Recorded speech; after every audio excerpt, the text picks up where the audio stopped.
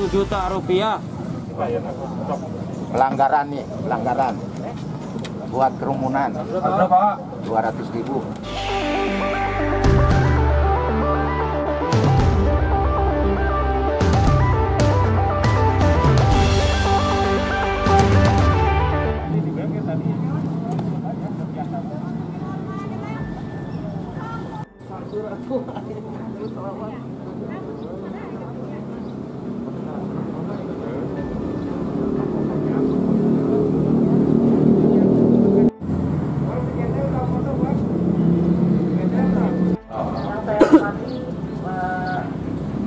Pesan saudara Pak Taman, Kapolsek. Saya langsung aja acara.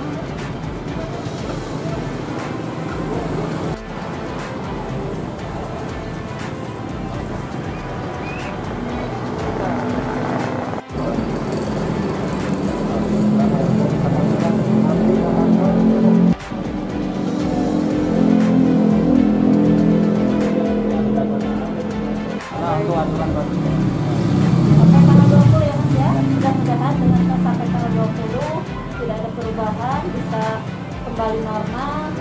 Prosesnya mau dijalankan, pekerjaannya masih jadi itu mohon Mas menjadi bagian lagi dari kita pemerintahan untuk ikut membantu proses memutus mata rantai ini ya Mas ya. Jadi Mas diharapkan bisa ke nasabah atau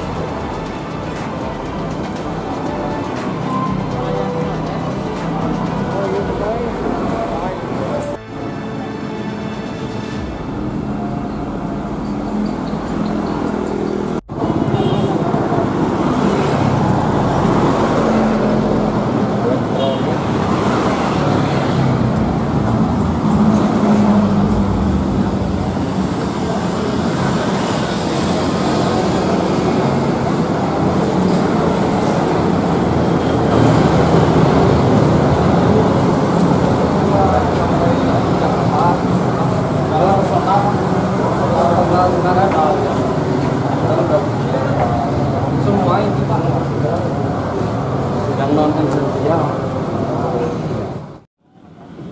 ini dari desa ininya tanggal 5. Kenapa juga? Kenapa ada daerah yang boleh buka sama yang nggak boleh buka? Iya, gitu.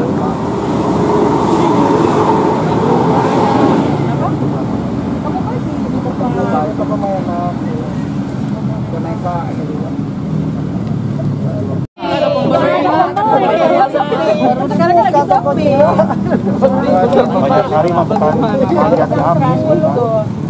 Kalau hari mah musim-musim mah kalau lagi ramai Tolong yang kalau Pak lagi Lebaran. Sama ini. Saya dirawat. Ini kenapa Kang di sini Kang? Saya ini tahu-tahu toko kena razia. Ya, toko mainan.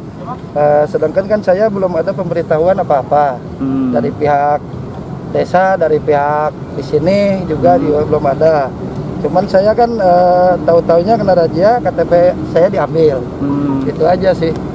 Kesalahannya apa? Kesalahannya ya buka aja itu toko. Memang Akang sebelumnya itu belum pernah tahu. Belum dengan ada, adanya. belum ada pemberitahuan ke saya. Gitu. Nah, dengan sekarang Akang terkena sanksi seperti ini kan. Ya. Perasaan Akang seperti apa, Pak? Ya saya kecewa aja. Ya kecewanya ya kalau ada pemberitahuan baru saya mengikuti aturan. Dalam rangka kegiatan apa sih ini? Jadi dalam rangka PPKM darurat itu kita udah berapa kali? Udah 3 kali melaksanakan operasi justisi dan pelaksanaan sidang di tempat. Jadi sasarannya adalah tempat usaha yang berdasar instruksi Menteri Dalam Negeri, termasuk non esensial yang harus tutup tetapi tetap buka gitu. Jadi kita bekerja sama dengan kepolisian, pengadilan negeri, kejaksaan negeri ya, untuk melaksanakan sidang tipiring di tempat. Apa kan banyak keluhan sekarang dari para pedagang itu, Pak, terkait mereka itu belum tahu ataupun sebelumnya itu tidak diberikan kabar, hanya sebatas lebaran bahwa bisa buka sampai pukul 20, tapi sekarang tiba-tiba terkena saja seperti ini katanya, Pak. Selebaran dari mana itu? Dari desa katanya. Nah, begini, sudah jelas di sana ya, di instruksi Bupati nomor 441/16 sebagai penjabaran dari instruksi Mendagri ya, bahwa ada pengelompokan jenis usaha. Memang ada yang boleh buka dan ada yang tidak boleh buka. Jadi kita dikelompokkan itu ada sektor kritikal, sektor esensial, dan sektor non esensial. Yang boleh buka itu yaitu rumah makan ya. Rumah makan itu boleh buka tetapi dengan catatan take away. Juga sektor-sektor yang dikategorikan kritikal dan esensial, mungkin seperti bengkel ya. Bengkel itu bisa buka. Terus bukan counter HP pulsa ya. Pulsa itu karena alat komunikasi juga bisa buka. Terus toko bangunan ya, karena itu untuk keperluan bangunan bisa buka. Jadi ada yang dikategorikan non esensial. Selain esensial dan kritikal itu termasuk non esensial dan harus ditutup gitu ya. Sampai jangka berapa hari berarti? Sampai mungkin pelaksanaan PPKM darurat dicabut. Nah, untuk pelanggar seperti ini itu kenakan sanksi apa saja, Pak? Nah, untuk sanksi kita sekarang lagi sidang ya, nanti yang menentukan adalah hakim ya untuk sanksi. Nanti kita tunggu sidang selesai, nanti hakim akan menjatuhkan sanksinya seperti apa gitu. Termasuk tindak pidana apa nanti, Pak? Tindak pidana ringan. Sejauh ini sudah ada berapa pelanggar, Pak? Yang di mana? Yang di Banjarsari ini. Tadi berkas kita masuk 12 pelanggar ya. Di berkas masuk 12 pelanggar. Kebanyakan yang pelanggarnya dari apa itu? Jadi kebanyakan itu tempat usaha non esensial yang buka gitu kebanyakan.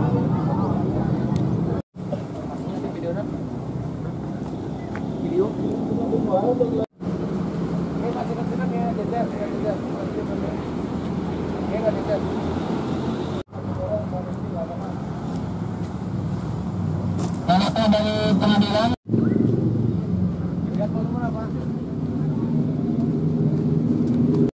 Bang Windy, sebentar Pak, untuk dokumentasi dulu. Itu tidak perlu lagi dibuka lagi ya, langsung berurutan nama-nama pelanggar setelah Pak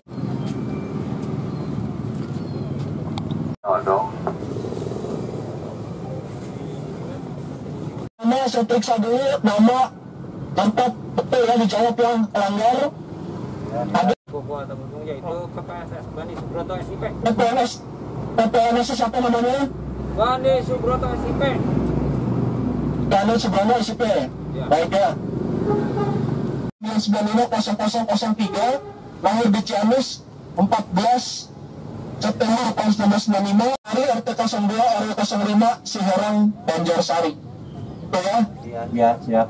Banjarsari ini masuk Yaitu peraturan daerah Gubernur Jawa Barat ya, Perda Gubernur Jawa Barat nomor 5 tahun 2021 tentang perubahan atas peraturan daerah Provinsi Jawa Barat nomor 13 tahun 2018 tentang penyelenggaraan ketentraman kerja umum dan perlindungan masyarakat.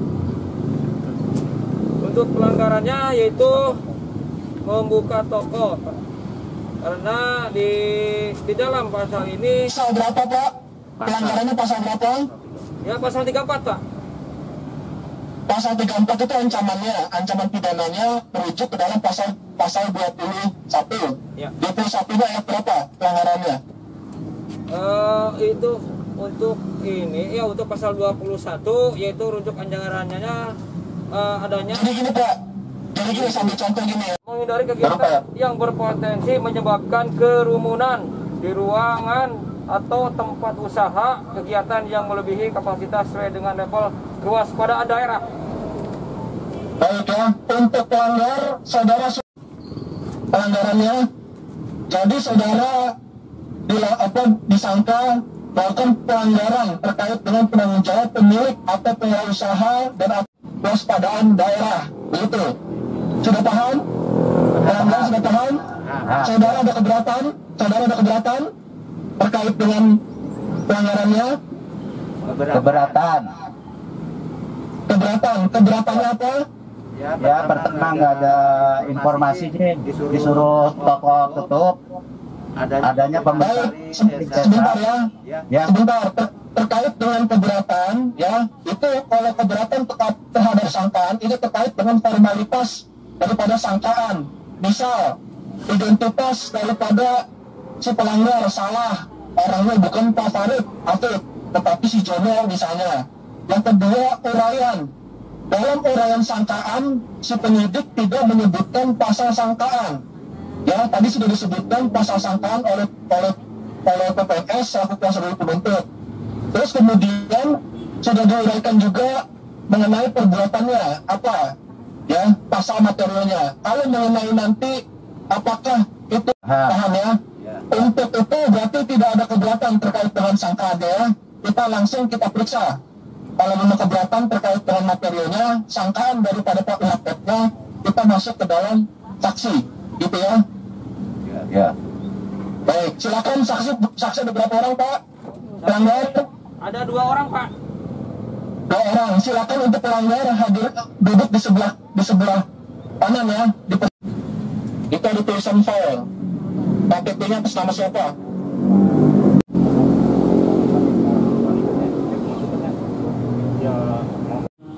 Peraturan daerah Provinsi Jawa Barat nomor 3. Pasal 21 S1 report. Ya. Ancamannya berapa Pak? 5 juta. Ancamannya 5 juta sampai dengan paling banyak Ancamannya 50 juta. maksimal 50 juta sampai dengan 5 juta. Terus kemudian ada penggantinya yang udah bayar. Kurungan. Atau kurungan 3 bulan, pidana kurungan. Atau kurungan itu gimana? 50 juta, minimal 5 juta. Subsidiarnya apabila dia tidak bayar, kalau jatuh ke benda ada nggak? Nah saudara tempat cara lisannya. Bapak yang nuntut seberapa? Apa 3 hari, 7 hari gitu. Nuntut seberapa? Bapak Ya, terima kasih. Kalau sesuai dengan peraturan ya, tadi sudah disebutkan. Kalau untuk saya sebagai penyidik PPNS selaku kuasa, sebagai kuasa penuntut umum ya, akan menuntut pada yang bersangkutan denda berapa? Bersalah dulu, bersalah. Melakukan pelanggaran apa? Pasal berapa? telah Pasal 21 ya, misalnya.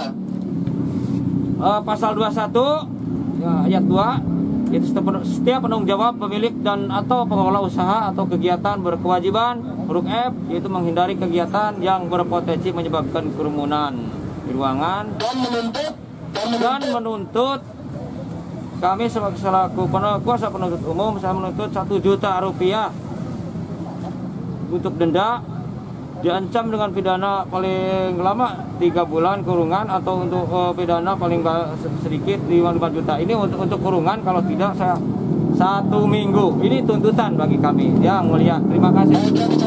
Tuntutan 1 juta. Ya. Ya, tuntutan 1 juta subsidiar berapa hari tadi? Subsidiar 1 minggu. 1 minggu Ya. Biaya perkara berapa? Untuk biaya perkara 5.000 rupiah. 5.000 rupiah ya. Merasa bersalah dulu ya. Yang pertama bersalah enggak sih? Toko di sini nggak ngundang kerumunan.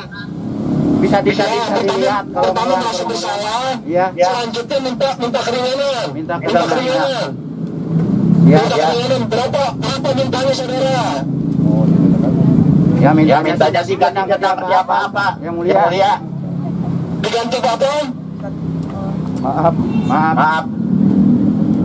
Tokoh saya disinggung undang-undang kerumunan enggak itu deh. Jadi intinya minta keringanan hukuman ya. Ya. Baik ya.